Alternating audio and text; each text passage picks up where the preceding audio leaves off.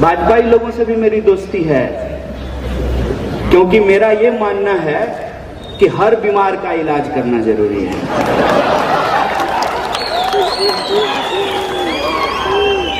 बीमारी से दूर रहना है, बीमार से दूर नहीं रहना है। एक पत्रकार ने आज हमको पूछा कि मोदी जी के सामने क्या विकल्प है। हमने कहा कोरोना का टीका ढूंढा गया है, बीमारी का इलाज ढूंढा जाता है, विकल्प नहीं ढूंढा जाता है। यह बात अगर मैं इतने दावे से कह रहा हूं, कुछ तो प्रमाण होगा ना। अगर मैं कहूं कि मैं पीएचडी हूं और आप में से कोई सुधीजन अगर डिग्री मांग ले तो डिग्री दिखाना पड़ेगा ना। प्रधानमंत्री तो है नहीं कि बिना डिग्री दिखाए काम चल जाएगा। तो जब मैं ये कहता हूं कि हमारे जैसे तमाम कार्यकर्ता जो कांग्रेस पार्टी के हैं, जो दूसरे दलों के भी हैं, और एक मैं भूल सुधार कर देता हूं भाई, मेरी जरूरत कांग्रेस को नहीं है। मैं समझता हूं मेरी जरूरत कांग्रेस है, और सिर्फ मेरी जरूरत नहीं है। अगर सिर्फ मेरी जरूरत होती तो जब मैं कांग्रेस पार्टी ज्वाइन कर रहा था तो मेरा बचपन का एक दोस्त है, एकदम लंगटिया दोस्त, मतलब चड्डी बड्डी, वो फोन करके बोला क्या डील हुआ है। हम बोले वो जो मंगलयान जा रहा है ना, कुछ दिन पे मंगल पे अपार्टमेंट बनेगा तो राहुल गांधी हमको वहां डुप्लेक्स फ्लैट देंगे। इस नजरिए से मुझे या कांग्रेस पार्टी को देखना बंद कर दीजिए, ये मैं आग्रह कर रहा हूं आपसे। मैं हो सकता है कि शकल से आपको बेवकूफ लगता हूं, लेकिन मैं हूं नहीं। तो आप मेरी सूरत पे मत जाइए, मेरी समझदारी पे भरोसा कीजिए। मैंने इस देश का इतिहास बड़ी शिद्दत से पढ़ा है। मैं प्रधानमंत्री की तरह इतिहास में फेल नहीं हुआ हूं, मेरा मार्कशीट देख सकते हैं आप। और जब इस देश का इतिहास हमने बड़ी शिद्दत से पढ़ा है तो हम ये जानते हैं कि हमको, इस देश को, आपको, हर उस इंसान को जो बराबरी और न्याय में भरोसा रखता है, उसको कांग्रेस पार्टी की जरूरत है। और मैं बार बार कहता हूं, यह सवाल एक पार्टी का नहीं है, एक चरित्र का है। कांग्रेस पार्टी एक ऐसी पार्टी है जो अपने आप में पूरी भारतीयता को समेट करके चलता है किसी में हिम्मत, कर सकता है कोई। एक ही मंत्रिमंडल में, नेहरू जी की मंत्रिमंडल में श्यामा प्रसाद मुखर्जी भी थे और डॉक्टर बाबा साहब भीमराव अंबेडकर भी थे। मैं ये क्यों कह रहा हूं?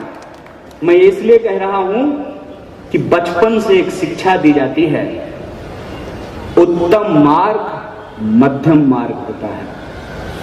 मध्यम मार्ग कहने का क्या तात्पर्य है? अति अच्छी नहीं होती है, ज्यादा चीनी खा लीजिएगा डायबिटीज हो जाएगा। कुछ भी अच्छा अति नहीं होता है। इसीलिए तो कहावत है ना, अति का भला ना बरसना, अति की भली ना धूप। अतिवाद अच्छा नहीं होता है, और इस देश का स्वभाव ऐसा है कि हमको अतिवाद पसंद नहीं है। तो जब मैं कहता हूं कि कांग्रेस का चरित्र इस देश का चरित्र है, तो इसका यह तात्पर्य है कि हम एक बगीचे में हजारों तरीके का फूल खिलाना चाहते हैं। इसीलिए हमारा रंग एक रंग नहीं है, बहुरंग है, जो तमाम संस्कृतियों को अपने आप में समेटे हुए है। जो इस देश को बनाया है, जिसने इस देश को आजादी दिलाई है, वही इस देश का महत्व समझता है, वही इस देश की आजादी को समझता है। कहते हैं ना, जाके पैर न फटे बिवाई, वो का जाने पीड़ पड़ाई। जिन्होंने बीएसएनएल नहीं बनाया, जिन्होंने रेलवे नहीं बनाया, जिन्होंने एयर इंडिया नहीं बनाया, जिन्होंने एलआईसी नहीं बनाया, उनको एक सेकंड नहीं लगेगा उसको बेच देने में। लेकिन जो बनाते हैं वो उसको बचाने की कोशिश करते हैं। और आप देखिए कि जब मैं ये दावा कर रहा हूं कि एक तरफ बेचने वाले लोग हैं, दूसरी तरफ बचाने वाले लोग हैं, आंख खोल करके देखिए, टीवी बंद करके देखिए, मोबाइल को ऑफ करके देखिए, अपने निजी जिंदगी में झांक करके देखिए कि आज हमारे जीवन की सच्चाई क्या है। टीवी आपको कुछ और दिखाएगा। तो बस मैं एक बात कह देना चाहता हूं, टीवी पर दिखने वाला हर बात सच नहीं होता है।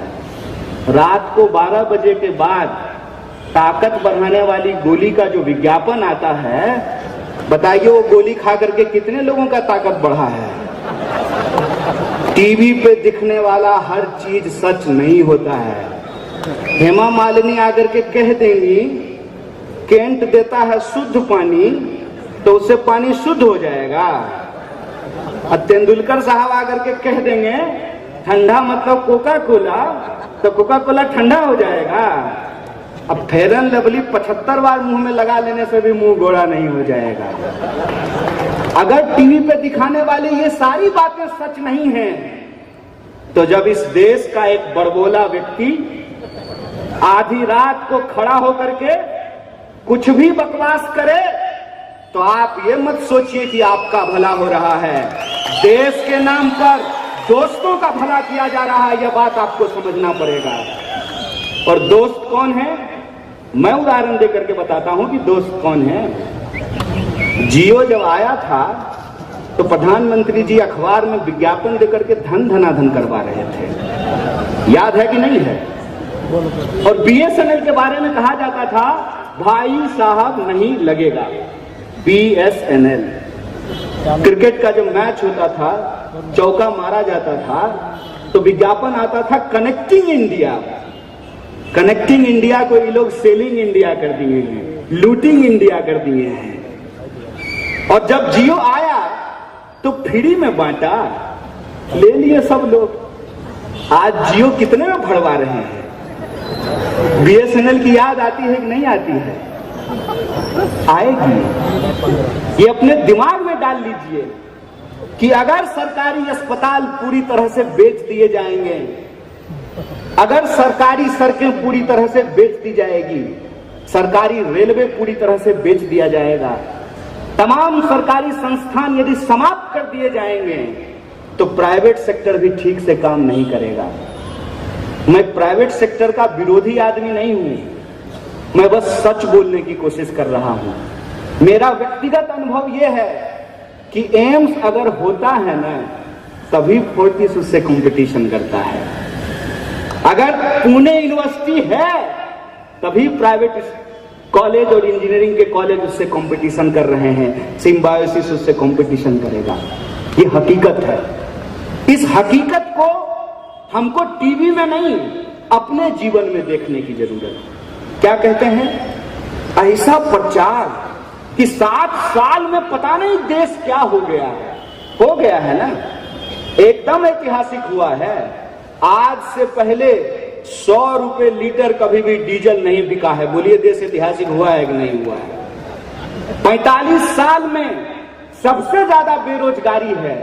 और ये मैं अपने मन से नहीं बोल रहा हूं, अपने मन से अगर बोलूंगा, एक झूठ अगर हमरा पकड़ा जाएगा तो अगली बार मैं आपको जेल में मिलूंगा। सत्ता में बैठ करके आप कितना भी झूठ बोलिए, विपक्ष में रह करके तो सच का भी ऑपरेशन किया जाता है, लेकिन सच की ताकत पे हमको भरोसा है। इसीलिए तो हम कहते हैं कि गांधी को मानने वाले इधर आ जाइए, और गांधी की हत्या करने वाले जो लोग हैं वो देश को आज बेच रहे हैं। जिनको देश में भरोसा नहीं है, संविधान में भरोसा नहीं है, वो उस तरफ चले जाइए। यह लड़ाई आर पार की लड़ाई है, और इस लड़ाई में अंततः सत्य जीतेगा, ये हमारा भरोसा है। और उसी भरोसे के साथ हम आज इस झंडे को थाम करके खड़ा हुए हैं। निजी जीवन को झांक करके देखिए, महंगाई आसमान छू रही है। डीजल, पेट्रोल, रसोई गैस, इनके कंपटीशन में सरसों तेल भी आ गया। जब पेट्रोल बोला कि मैं 100 पर खड़ा हूं, चलो दिलदार चलो 100 के पार चलो, तो डीजल कहा कि हम भी 100 के पार हो जाएंगे। तो सरसों का तेल बोला कि क्यों, तुम दोनों मिल करके 100 हो, हम अकेले 200 के पार चले जाएंगे। सरसों तेल 200 रुपए लीटर बिक रहा है। टमाटर, बाजार में टमाटर देख करके हमको प्रधानमंत्री का लाल लाल गाल याद आ जाता है। खुद मशरूम खा करके मस्त हैं, जनता के बारे में पूछ ही नहीं रहे हैं कि भाई टमाटर 100 रुपए किलो क्यों बिक रहा है। ये आपके जीवन में रोज हो रहा है। मैं अपने मन से डेटा नहीं दे रहा हूं। आपके घर में लड़के लड़कियों ने इंजीनियरिंग किया होगा ना। पहले तो बीएससी करके नौकरी मिल जाता था, अभी तो इंजीनियरिंग करने के बाद नौकरी नहीं मिल रही है। मैं जबरदस्ती गलत बोल रहा हूं क्या? पहले वो लोग इंजीनियरिंग कर रहे थे तो नौकरी मिलनी शुरू हुई। अब इंजीनियरिंग करने के बाद एमबीए भी कर लीजिएगा तब भी नौकरी की गारंटी नहीं है। आपकी गाढ़ी कमाई आप अपने बच्चों के शिक्षा पे खर्च करते हैं। एलकेजी में बच्चा का एडमिशन कराने जाइएगा, अभी तो हमको हुआ नहीं है। ये सब परिस्थिति देख करके मैं बार बार सोचने लगता हूं। एलकेजी में बच्चा का एडमिशन कराने जाइएगा तो माता पिताजी का इंटरव्यू लेता है। अरे भाई, बच्चा पढ़ाना है, माँ बाप को थोड़ी पढ़ना है। और एलकेजी में इतना डोनेशन ले रहा है जैसे एमबीबीएस का एडमिशन दे रहा हो। 5 लाख 4 लाख, ये आपके रोज का जीवन है। और इस रोज के जीवन को छोड़ करके व्हाट्सएप पे जो मैसेज आता है ना, फटाफट 10 लोगों को फॉरवर्ड कीजिए, सारी मनोकामनाएं पूर्ण हो जाएगी। कितना बार फॉरवर्ड किए हैं, कितनी बार मनोकामना पूरी हुई है, विचार करके देखिए। मैं जितनी बातें कह रहा हूं, क्या ये सिर्फ कांग्रेस की बात है? क्या ये सिर्फ एक पार्टी की बात है? आप मुझे सोच करके बताइए। कोरोना आया तो खाली कांग्रेसी लोगों को परेशानी हुआ कि भाजपा के लोगों को भी परेशानी?